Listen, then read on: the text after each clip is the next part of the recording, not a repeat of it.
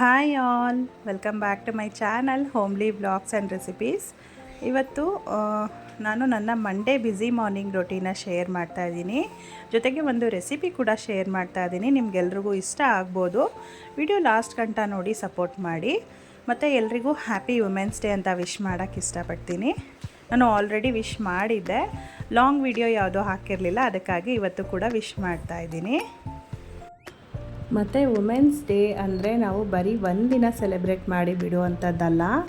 Every day ನಾವು ವುಮೆನ್ಸ್ಗೆ ಹೇಗೆ respectful ಆಗಿರಬೇಕು ಅನ್ನೋದನ್ನು ನಮ್ಮ ಮಕ್ಕಳಿಗೂ ಕೂಡ ನಾವು ಹೇಳ್ಕೊಡ್ಬೇಕಾಗತ್ತೆ.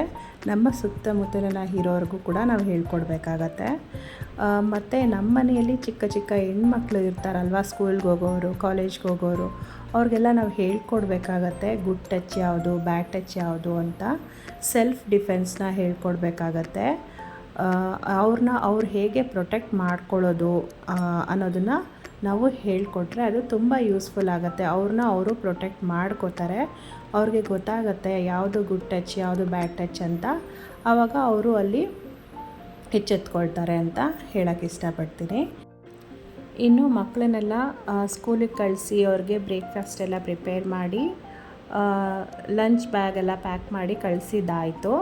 ಮನೆಯೆಲ್ಲ ಕ್ಲೀನ್ ಮಾಡಿಕೊಂಡೆ. ಈಗ ಮನೆಯೆಲ್ಲ ಕ್ಲೀನ್ ಮುಗಿಸ್ಕೊಂಡು ನಾನು ಸ್ನಾನ ಮುಗಿಸಿ ದೇವ್ರ ಮನೆ ಕ್ಲೀನ್ ಮಾಡ್ಕೊಳ್ತಾ ಇದ್ದೀನಿ. ಸ್ವಲ್ಪ ಲೇಟೇ ಆಗೋಯಿತು ಅಂತ ಹೇಳ್ಬೋದು. ಯಾಕಂದರೆ ನಾನು ಯೂಶ್ವಲಿ ಗುರುವಾರ ಟೈಮು ನಾನು ದೇವ್ರ ಮನೆ ಕ್ಲೀನಿಂಗ್ ಇಟ್ಕೊಂಡಿರ್ತೀನಿ. ಬಟ್ ಸ್ವಲ್ಪ ಮಂತ್ಲಿ ಪೀರಿಯಡ್ ಪ್ರಾಬ್ಲಮ್ ಇದ್ದಿದ್ದರಿಂದ ನಾನು ಮಂಡೇ ಕ್ಲೀನ್ ಮಾಡ್ಕೊಳ್ಬೇಕಾಯಿತು. ಅದಕ್ಕೆ ಮಂಡೇ ಎಲ್ಲ ದೇವ್ರ ಮನೆ ಕ್ಲೀನ್ ಮಾಡ್ಕೊಳ್ತಾ ಇದ್ದೆ. ಡೀಪ್ ಕ್ಲೀನಿಂಗ್ ಮಾಡಿಕೊಂಡು ಪೂಜೆ ಸೋಮವಾರ ಕೂಡ ಆಗಿರೋದ್ರಿಂದ ವಾರ ಮಾಡಬೇಕಿತ್ತು. ಅದಕ್ಕೆ ಎಲ್ಲ ಕ್ಲೀನ್ ಮಾಡ್ಕೊಂಡಿದ್ದೀನಿ. ಈಗ ದೇವ್ರ ಪಾತ್ರೆಗಳನ್ನೆಲ್ಲ ವಾಶ್ ಮಾಡಿದ್ದಾಗಿದೆ. ಅದನ್ನೆಲ್ಲ ಒರೆಸಿ ನಾನು ಗಂಧ ಕುಂಕುಮನ ಇಟ್ಕೊಂಡಿದ್ದೀನಿ. ಈಗ ಫೋಟೋ ಕೂಡ ಎಲ್ಲ ಒರೆಸಿದ್ದಾಯಿತು. ಅಲ್ಲಿ ಕೂಡ ನಾನು ಗಂಧ ಕುಂಕುಮ ಎಲ್ಲ ರೆಡಿ ಮಾಡ್ಕೊಂಡಿದ್ದೀನಿ. ಈಗ ಹೂವು ಅಲಂಕಾರ ಮಾಡ್ಕೊಳ್ತಾ ಇದ್ದೀನಿ. ಚಳಿಗಾಲ ಇದ್ದಾಗ ಸರಿಯಾಗಿ ಹೂಗಳು ಬರ್ತಾ ಇರಲಿಲ್ಲ, ಮತ್ತು ಹೂಗಳು ಕೂಡ ಕಾಸ್ಟ್ಲಿ ಇತ್ತು.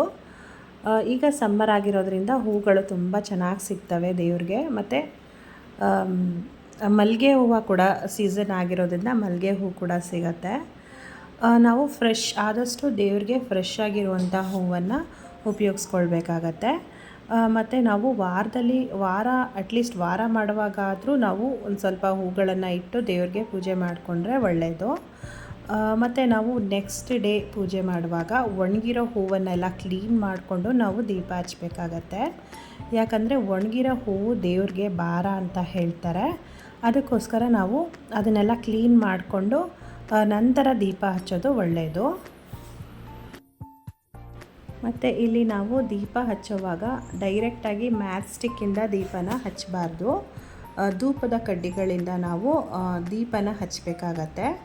ಯಾಕೆ ಅಂದರೆ ನಾವು ಮ್ಯಾಚ್ ಸ್ಟಿಕ್ಕಿಂದ ಡೈರೆಕ್ಟಾಗಿ ದೀಪನ ಹಚ್ಚಿದಾಗ ಶನಿ ದೋಷ ಪ್ರಾಪ್ತಿಯಾಗತ್ತೆ ಅಂತ ಹೇಳ್ತಾರೆ. ಅದಕ್ಕೋಸ್ಕರ ನಾವು ಧೂಪದ ಕಡ್ಡಿಗಳಿಂದ ದೀಪನ ಹಚ್ಚಬೇಕಾಗತ್ತೆ. ಮತ್ತು ಇಲ್ಲಿ ನಾನು ಕಾಮಾಕ್ಷಿ ದೀಪಕ್ಕೆ ತುಪ್ಪ ಹಾಕಿ ಹಚ್ತೀನಿ. ಮಾಮೂಲಿ ಈ ದೀಪಗಳಿಗೆ ನಾನು ದೀಪದ ಎಣ್ಣೆಗಳನ್ನು ಉಪಯೋಗಿಸ್ಕೊಂಡು ದೀಪ ಹಚ್ತೀನಿ. ಸೋಮವಾರ ಆಗಿರೋದ್ರಿಂದ ನಾನು ಶಿವನಿಗೆ ಇಷ್ಟವಾದ ಪಂಚಾಮೃತ ನೈವೇದ್ಯ ಮಾಡಿ ಪೂಜೆ ಮಾಡ್ತಾಯಿದ್ದೀನಿ. ದೇವ್ರ ಮನೆ ಡೀಪ್ ಕ್ಲೀನಿಂಗ್ ಮಾಡಿ ನಾವು ಪೂಜೆ ಮಾಡಿದ್ರೆ ಅದು ಆ ಫ್ರೆಶ್ನೆಸ್ ತುಂಬ ಚೆನ್ನಾಗಿರುತ್ತೆ ಅಂತ ಹೇಳ್ಬೋದು. ಮತ್ತು ನಾವು ಕರ್ಪೂರ ಹಚ್ಚೋವಾಗ ಅಥವಾ ಕಡ್ಡಿ ಹಚ್ಚೋವಾಗ ನಾವು ಯಾವಾಗಲೂ ಒಂದು ಹೂವನ್ನು ಕೈಯಲ್ಲಿ ಹಿಡ್ಕೊಂಡು ಆಮೇಲೆ ದೇವ್ರಿಗೆ ಬೆಳಗಬೇಕಾಗತ್ತೆ. ಅಂದರೆ ಆರತಿ ಆಗಲಿ ಧೂಪದ ಕಡ್ಡಿಗಳಲ್ಲಿ ಪೂಜೆ ಮಾಡುವಾಗಲಿ ನಾವು ಒಂದು ಹೂವನ್ನು ಕೈಯಲ್ಲಿ ಹಿಡ್ಕೊಂಡು ಆಮೇಲೆ ಪೂಜೆನ ಮಾಡಬೇಕಾಗತ್ತೆ. ಮತ್ತು ಸೋಮವಾರದ ಪೂಜೆ ಎಲ್ಲ ನಾನು ಮುಗಿಸ್ಕೊಂಡಿದ್ದಾಗಿದೆ. ಇವತ್ತು ಒಂದು ರೆಸಿಪಿ ಕೂಡ ನಾನಿಲ್ಲಿ ಶೇರ್ ಮಾಡ್ತಾಯಿದ್ದೀನಿ. ಈಗ ಸಮ್ಮರ್ ಆಗಿರೋದ್ರಿಂದ ನುಗ್ಗೆಕಾಯಿ ಎಲ್ಲ ತುಂಬ ಫ್ರೆಶ್ಶಾಗಿ ಸಿಗ್ತಾಯಿದೆ ಅಲ್ವಾ. ನನಗೂ ಕೂಡ ನಮ್ಮ ನೇಬರು ನುಗ್ಗೆಕಾಯನ್ನು ಕೊಟ್ಟಿದ್ದರು. ತುಂಬ ಚೆನ್ನಾಗಿತ್ತು ಫ್ರೆಶ್ ಆಗಿ. ಅದರಿಂದ ನಾನು ಒಂದು ರೆಸಿಪಿನ ಶೇರ್ ಮಾಡ್ತಾಯಿದ್ದೀನಿ. ನುಗ್ಗೆಕಾಯನ್ನು ಕರೆಕ್ಟಾಗಿ ಬೇಯಿಸ್ಕೊಂಡು ನಾವು ಹೇಗೆ ಬೇಳೆ ಸಾಂಬಾರನ್ನ ಮಾಡೋದು ಅನ್ನೋದನ್ನು ಶೇರ್ ಮಾಡ್ತಾಯಿದ್ದೀನಿ ಇಲ್ಲಿ. ಈಗ ಒಂದು ಕಡಾಯಿಯಲ್ಲಿ ನಾನು ಸ್ವಲ್ಪ ಎಣ್ಣೆ ಹಾಕಿದ್ದೀನಿ. ಮತ್ತು ಸಾಸಿವೆ, ಜೀರಿಗೆ, ಒಂದು 2 ಈರುಳ್ಳಿನ ಕಟ್ ಮಾಡಿ ಒಗ್ಗರಣೆಗೆ ಹಾಕ್ಕೊಳ್ತಾ ಇದ್ದೀನಿ. ಮತ್ತು ಕ್ರಷ್ ಮಾಡಿರುವಂತಹ ಬೆಳ್ಳುಳ್ಳಿನೂ ಕೂಡ ನಾನಿಲ್ಲಿ ಒಗ್ಗರಣೆ ಮಾಡ್ಕೊಳ್ತಾ ಇದ್ದೀನಿ. ಇಲ್ಲಿ ನಾನು ಯೂಸ್ ಮಾಡಿರುವಂತಹ ಆಯಿಲ್ ಬಂದು ಕಡಲೆಕಾಯಿ ಎಣ್ಣೆ ಅಂತ ಹೇಳ್ಬೋದು. ಕಲರ್ ಬೇರೆ ಥರ ಇದೆ ಅಂತ ನೀವು ಅಂದ್ಕೋಬೋದು. ಕಡಲೆಕಾಯಿ ಎಣ್ಣೆ ಕೂಡ ಅಡುಗೆಯಲ್ಲಿ ಉಪಯೋಗಿಸಿದ್ರೆ ತುಂಬ ಟೇಸ್ಟ್ ಇರುತ್ತೆ ಅಂತ ಹೇಳ್ತಾರಲ್ವ, ಅದಕ್ಕೆ ನಾನು ಅದನ್ನು ಒಂದೊಂದು ಸಾರಿ ಉಪಯೋಗಿಸ್ತಾ ಇರ್ತೀನಿ. ಮತ್ತು ಇಲ್ಲಿ ಒಗ್ಗರಣೆಗೆ ಒಂದು 2 ಟೊಮೆಟೊ ಕೂಡ ಹಾಕ್ಕೊಳ್ತಾ ಇದ್ದೀನಿ. ಮತ್ತು ಈಗ ತೊಳೆದು ಕಟ್ ಮಾಡಿ ಇಟ್ಕೊಂಡಿರುವಂತಹ ಫ್ರೆಶ್ ಆಗಿರುವಂತಹ ನುಗ್ಗೆಕಾಯಿಯನ್ನು ಕೂಡ ಸೇರಿಸ್ಕೊಳ್ತಾ ಇದ್ದೀನಿ. ಇಲ್ಲಿ ನಾನು ಒಂದು 3ರಿಂದ 4 ನುಗ್ಗೆಕಾಯಿಯನ್ನು ಕಟ್ ಮಾಡಿ ಒಗ್ಗರಣೆಯಲ್ಲಿ ಬೇಯಿಸ್ಕೊಳ್ತಾ ಇದ್ದೀನಿ.